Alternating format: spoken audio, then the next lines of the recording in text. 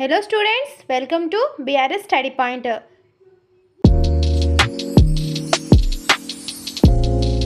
నిన్నటి క్లాస్లో వ్యక్తి వికాసంపై అనువంశికత పరిసరాల ప్రభావం గురించి తెలుసుకున్నాం కదా. ఈరోజు అనువంశికతవాదులు వారు చేసిన కుటుంబాల గురించి తెలుసుకుందాం. వచ్చేయండి. అనువంశికతవాదులు వారు చేసిన కుటుంబాల నుంచి క్వశ్చన్స్ ఖచ్చితంగా వస్తాయి కాబట్టి వీడియోని స్కిప్ చేయకుండా లాస్ట్ వరకు చూడండి. మీకు చాలా బాగా అర్థమయ్యేటట్టు వివరణాత్మకంగా బెస్ట్ ట్రిక్తో క్లాస్ జరగడం జరుగుతుంది కాబట్టి మిస్ చేయకుండా అందరూ చూడండి. ఫస్ట్ ఎవరు? గాల్టన్. ఇతను ఒక శాస్త్రవేత్త. ఇతని గ్రంథం ఏంటో తెలుసా మీకు? చెప్పండి. ఇతని గ్రంథం హెరిడిటీ జీనియస్. ఇతను ఇంగ్లాండ్ దేశంలో 997 ధనిక రాజవంశులు పండితుల కుటుంబాలను తీసుకోగా వారి సంతానంలో 535 మంది తెలివైన సంతానం, అదే 997 పేద కుటుంబాలను తీసుకోగా వారి సంతానంలో కేవలం 5 మంది మాత్రమే తెలివైన వారు జన్మించారని తెలియజేశాడు.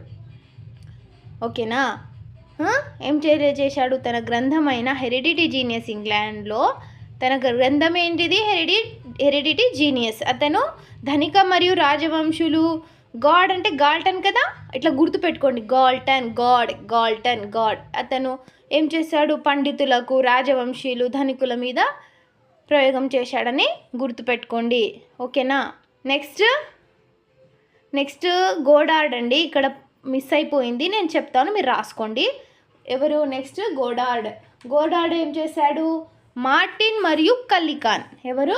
మార్టిన్ కల్లికాన్ వ్యక్తికి 2 భార్యలు. ఆ భార్యలలో ఒక ఆమెనేమో బాగా తెలివైనది, ఇంకో ఆమె కొంచెం తెలివి తక్కువది. అయితే తెలివైన భార్యకు పుట్టిన పిల్లలు తెలివైన వారని, తెలివి తక్కువ గల భార్యకు పుట్టిన పిల్లలు తెలివి తక్కువ వారని అతను ప్రయోగం చేసి నిరూపించాడు. అంటే అనువంశికత గురించి కదా తెలియజేశాడు. ఎవరు? గోడార్డ్ ఏం చేశారు? మార్టిన్ కల్లికాన్. ఎట్లా గుర్తుపెట్టుకుంటారు? కళ్ళు తాగితే గొడవలు జరుగుతాయి. ఎవరు? గోడార్డ్. కళ్ళు తాగితే గొడవలు జరుగుతాయి. ఓకేనా? ఇట్లా గుర్తుపెట్టుకోండి. గాల్టన్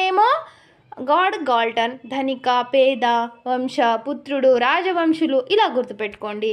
గోడార్డ్ ఏంది? కళ్ళు తాగితే గొడవలు జరుగుతాయి. Next Freeman. ఎవరు?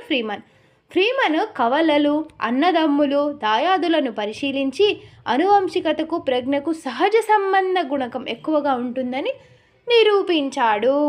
ఇప్పుడు ఇది కొంచెం కష్టంగా ఉండవచ్చు మీకు గుర్తుపెట్టుకోవడం. నేను చెప్పినట్టు మాత్రం నేను ఇలానే గుర్తుపెట్టుకునే దానిని. ఫ్రీమన్. ఫ్రీ ఏంటి? కవలలు, అన్నదమ్ములు. ఇప్పుడు అన్నదమ్ముల మధ్య ఎవరైనా గొడవ పెట్టాలనుకుంటే ఫ్రీగా పెట్టవచ్చు. అంటే వాళ్ళకి ఏదన్నా, ఈ అన్నకి తమ్ముడు ఉన్నారనుకో, అన్న గురించి తమ్ముడికి, తమ్ముడు గురించి అన్నకి, ఏం మనం ఎక్కువ కష్టపడకుండా ఫ్రీగా ఇట్లా గొడవలు ఈజీగా పెట్టేయచ్చు. కవలలు, అన్నదమ్ములు, ఇట్లా గుర్తుపెట్టుకోండి. నెక్స్ట్ మ్యాక్స్ జ్యూస్ అనే నేర చరిత్ర అసాంఘిక కార్యకలాపాలకు పాల్పడే కుటుంబంలో 709 జన్మించిన ఎక్కువ మంది సంతానం పూర్తిగా నేర ప్రవృత్తి కలవారని. ఎవరు? Max Jukes. ఇతను డగ్ డేల్. మ్యాక్స్ జ్యూక్స్ ఎవరు? Doug Dale. ఇక్కడ కొంచెం ప్రింటింగ్లో ఈరోజు మిస్టేక్ అయినట్టుందండి, సారీ. మ్యాక్స్ జ్యూక్స్ ఎవరు? Doug Dale. ఇక్కడ ఈ పీడిఎఫ్లో లేకపోయినా నేను చెప్తున్నాను కదా, మీరు అయితే రాసుకోండి. Doug Dale. డగ్ అంటే ఏంది? జగ్ అని గుర్తుపెట్టుకోండి. జ్యూస్ ఏంది? Doug Dale. డగ్గులో అంటే జగ్లో ఏముంది? జ్యూస్ ఉంది. ఇట్లా డగ్ డేల్ దేని మీద ప్రయోగం చేసిండు? మ్యాక్స్ జ్యూస్. ఇట్లా కాకపోతే మ్యాథ్స్ అంటే మ్యాథ్స్. Doug Dale. డేల్ అంటే డల్ అని గుర్తుపెట్టుకోండి. మ్యాథ్స్లో అతను డల్గా ఉన్నాడని ఇట్లా గుర్తుపెట్టుకోండి. మీకు ఎలా పెట్టుకోవాలనిపిస్తే అలా గుర్తుపెట్టుకోండి. నేను చెప్తున్నట్టు గుర్తుపెట్టుకోవాలని ఎక్కడేం రాయలేదు, బట్ ఎగ్జామ్లో మనం ఎలా గుర్తుపెట్టుకొని ఎక్కడ ఆన్సర్ చేసామనేది ఇంపార్టెంట్. కానీ నువ్వు ఎలా గుర్తుపెట్టుకున్నావు, ఎక్కడ గుర్తుపెట్టుకున్నావు అని మనల్ని ఎవరు అడగరు కదా. నెక్స్ట్ పియర్ సబ్బు గురించి బాగా వినే ఉంటారు. తెలివైన డార్విన్ వంశంలో జన్మించిన సంతానం పూర్తిగా ఎక్కువ స్థాయిలో తెలివైన వారే మరియు రాయల్ సొసైటీలో సభ్యత్వం గల వ్యక్తులు కూడా ఉన్నారు. అదేవిధంగా శారీరకంగా, మానసికంగా సరిగా లేని భార్యాభర్తలైన హోమిని కుటుంబంలో జన్మించిన సంతానంలో ఎక్కువ మంది అవే సమస్యలతో జన్మించిన తెలివి తక్కువ వారే అని అతను చెప్పాడు. మీకు ప్రయోగం చేసి ఏం చెప్పారని ఎవరు అడగడు. ఎవరి మీద ఎవరు ప్రయోగం చేశారు, ఎవరి మీద ఎవరు ప్రయోగం చేశారని అడుగుతారు. పియర్సన్. హోమ్ అంటే హోమినిలో ఏమేమి సబ్బులు ఉన్నాయి? Pearson, Darwin. హోమినిలో భార్యనేమో పియర్సన్ పెడుతుంది, హస్బెండ్ ఏమో డవ్ పెడుతున్నాడు అంటే డార్విన్. లేకపోతే అతను హోమ్లో భార్యని డార్లింగ్ అని పిలుస్తున్నాడు, లేకపోతే ప్రియా అని పిలుస్తున్నాడు. ఇట్లా అని గుర్తుపెట్టుకోండి. నెక్స్ట్ ఆల్ఫోర్డ్. ఆల్ఫోర్డ్ అంటే ఆల్ అంటే జీవితంలో ఆల్లో ఏమేమి ఉంటాయి? సుఖం ఉంటుంది, దుఃఖం ఉంటుంది, అన్నీ ఉంటాయి కదా, ఇది ఆల్ అని గుర్తుపెట్టుకోండి. విన్షిప్ మనం విన్ అవ్వాలంటే ఎండ్ వరకు ఆడాలి, అవునా? లేకపోతే విన్ కాకపోతే ఏడవడము, విన్ అయితే నవ్వడం. అంటే విన్ అయితే ఏడవరు, విన్ కాకపోతే ఏడుస్తారు. లేకపోతే విన్ అవ్వాలంటే ఎండ్ వరకు ఆడాలి. ఎడ్వర్డ్ ఇట్లా గుర్తుపెట్టుకోండి. అంటే ఎడ్వర్డ్ మూల పురుషుడిగా ఉన్న ఉన్నత భావాలు గల కుటుంబంలో జన్మించిన సంతానం ఎక్కువగా ఉన్నత భావాలు కలవారే అని చెప్పాడు. నెక్స్ట్ కెల్లాగ్ దంపతులు. ఈ కెల్లాగ్ దంపతులు ఎక్కడ చేశారు? ఏం చేశారంటే గువా అనే చింపాంజీ, ఈ పేరు అడుగుతారు, అతను వాళ్ళు చేసిన చింపాంజీ పేరేమిటని. ఈ గువా అనేది ఒక చింపాంజీ, ఓకేనా? అయితే కెల్లాగ్ దంపతులు ఎక్కడికి వెళ్ళారు? గోవాకి వెళ్ళారు. అక్కడ వెళ్ళి ఏం చేశారు? డొనాల్డ్ అంటే డోనట్స్ తిన్నారు. ఇలా గుర్తుపెట్టుకోండి, ఓకేనా? అయితే ఎగ్జాంపుల్ చెప్తాను. ఇట్లా ఆనువంశికతకి లాల్ అమర్నాథ్ కుమారుడు సురేందర్ అమర్నాథ్, మహేందర్ అమర్నాథ్ ఇద్దరు క్రికెటర్లే, అవునా? మీరు కూడా ఇప్పుడు సెలబ్రిటీస్ చూస్తారు కదా, వాళ్ళ కొడుకులు, వాళ్ళ తాతలు, ముత్తాతల కాడ నుంచి మొత్తం సినీ ఇండస్ట్రీలోనే ఉంటారు. అలా టెన్నిస్ క్రీడాకారుడైన రామనాథన్ కృష్ణన్ కుమారుడు రమేష్ కృష్ణన్, సంగీత దర్శకుడు ఎస్డి బర్మన్, ఆర్డి బర్మన్ కూడా సంగీత దర్శకులే. శాస్త్రీయ సంగీతంలో నిష్ణాతుడైన హృదయనాథ్ మంగేష్కర్ కుమార్తెలు భారతరత్న లతా మంగేష్కర్, గాయని ఆశా భోస్లే మంగేష్కర్ కూడా వీళ్ళు సింగర్సే కదా. ఇట్లా అనువంశికత అనేది వ్యక్తి వికాసంపై చాలా ప్రభావం చూపిస్తుంది. అసలు అనువంశికత అంటే ఏంటిది?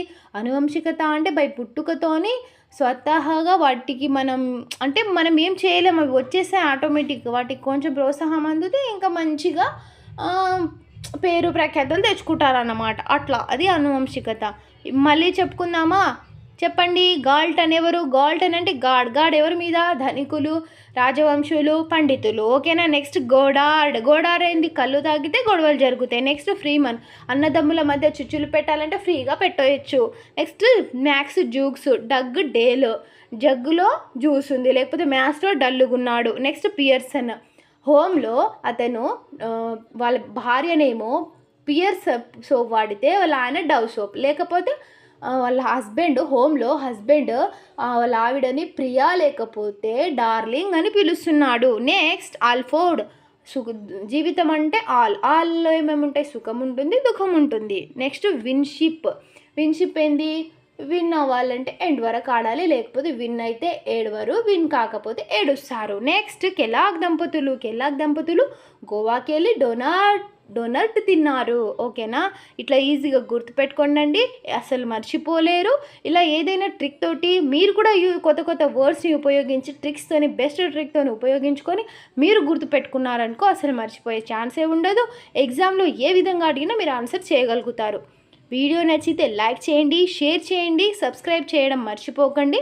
ఎవరైనా మీ ఫ్రెండ్స్ కానీ ఎవరైనా డిఎస్సికి ప్రిపేర్ అవుతున్న వాళ్ళకి సెండ్ చేయండి, ఓకేనా? రేపటి క్లాస్లో కలుసుకుందాం. రేపటి క్లాస్లో వాదుల గురించి తెలుసుకుందాం. క్లాస్ మిస్ అవ్వకుండా అటెండ్ అవ్వండి. అంతవరకు ఉంటానండి. బాయ్.